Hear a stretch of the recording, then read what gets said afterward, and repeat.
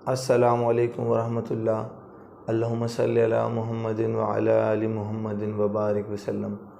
دوستو، سیرت النبی کے تذکرے چل رہے تھے اور اس میں ہم پہنچے تھے کہ جب آپ 7 سال کی عمر میں ہوئے تو آپ کی زندگی میں کون کون سے واقعات رونما ہوئے۔ نبی کریم صلی اللہ علیہ وسلم جب 8 سال کے ہوئے تو آپ کے دادا یعنی حضرت عبدالمطلب کی وفات ہو گئی۔ آپ ان کی چارپائی کے پاس ہی کھڑے ہوئے تھے کہ آپ رونے لگے، اور ان کو پھر عجون کے مقام پر ان کے دادا قصی کے ساتھ دفن کر دیا گیا۔ کچھ روایات میں ان کی عمر 95 سال ہونے کا تذکرہ ملتا ہے، جبکہ اس کے علاوہ چند اور روایات میں ان کی عمر 95 سے زیادہ ہونے کا تذکرہ بھی ملتا ہے۔ وہ اپنی وفات سے پہلے نبی کریم صلی اللہ علیہ وسلم کو اپنے بیٹے ابو طالب کے حوالے کر گئے۔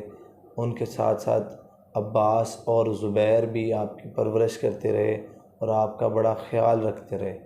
پھر زبیر کی وفات ہو گئی اور آپ کے چچا ابو طالب ہی آپ کی پرورش کرتے رہے، انہوں نے ہی آپ کی پرورش کا ذمہ اٹھا لیا۔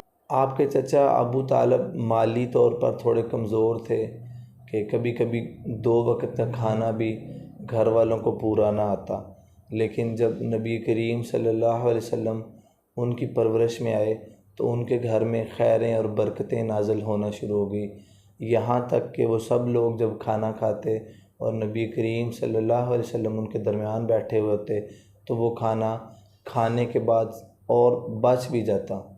اسی وجہ سے ابو طالب جب کبھی دوپہر یا شام کے کھانے کا وقت ہوتا اور نبی کریم صلی اللہ علیہ وسلم دسترخوان پر نہ ہوتے تو وہ فرماتے کہ ٹھہر جاؤ، میرے بیٹے کو ابھی آ لینے دو، اور پھر جب حضور اکرم صلی اللہ علیہ وسلم آ جاتے کھانا شروع کیا جاتا، کھانا کھانے کے بعد کھانا بچ بھی جاتا۔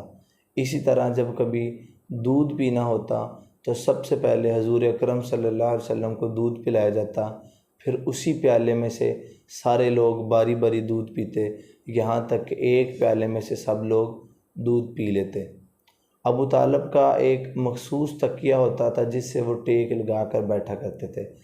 نبی کریم صلی اللہ علیہ وسلم جب بھی کھیل کر یا کہیں سے آتے تو وہ اس تکیے کے ساتھ ٹیک لگا کر بیٹھ جاتے، تو ابو طالب کہتے کہ میرے اس بیٹے کو اپنی نرالی شان کا علم ہے، اسی لیے یہ اس تکیے کے ساتھ بیٹھ جاتا ہے۔ ایک بار کا تذکرہ ہے کہ مکہ میں قحط پڑ گیا، بارش بھی نہ ہوئی اور لوگ بھوکے مرنا شروع ہو گئے، تو کچھ لوگوں نے کہا کہ لات اور عزی سے رجوع کی جائے، اس سے بارش کی دعا کی جائے۔ کچھ لوگ کہنے لگے کہ نہیں، تیسرے بڑے بت منات سے بارش کی التجا کی جائے۔ ایسے میں ایک بزرگ بولا کہ آپ لوگ اسماعیل کی نشانی چھوڑ کر، یعنی کہ حضرت اسماعیل علیہ السلام کی نشانی کو چھوڑ کر غلط رستہ کیوں اپناتے ہو؟ تو اسماعیل علیہ السلام کی نشانی سے مراد حضرت ابو طالب تھے۔ ان لوگوں کو یہ بات بڑی پسند آئی اور وہ سب لوگ نکلے، ابو طالب کے گھر گئے، وہاں پہ انہوں نے دروازہ کھٹکھٹایا تو ایک شخص تہمد لپٹ کر باہر آیا۔ اس کو کہا، اے ابو طالب، ہم خشک سالی اور قحط کا شکار ہیں، ہمارے بچے اور ہمارے جانور بھوک سے مر رہے ہیں، آپ آئیں، آپ ہمارے لیے اللہ سے بارش کی دعا کریں۔ تو ابو طالب نے حضور اکرم صلی اللہ علیہ وسلم کو ساتھ لیا، ان کے ساتھ اور بھی بچے تھے، لیکن انہوں نے نبی کریم صلی اللہ علیہ وسلم کا بازو پکڑا اور ان کا بازو پکڑ کر خانہ کعبہ کا طواف کرنا شروع کر دیا۔ باقی لوگ سارے بھی ان کے پیچھے پیچھے چلتے رہے اور آسمان کی طرف دیکھتے رہے۔ آسمان بالکل صاف تھا۔ جیسے ہی طواف مکمل ہونے کے قریب آیا تو آسمان پر بادل آ گئے اور بادل برسنا شروع ہو گئے، یہاں تک کہ وادیاں پانی سے بھر گئیں۔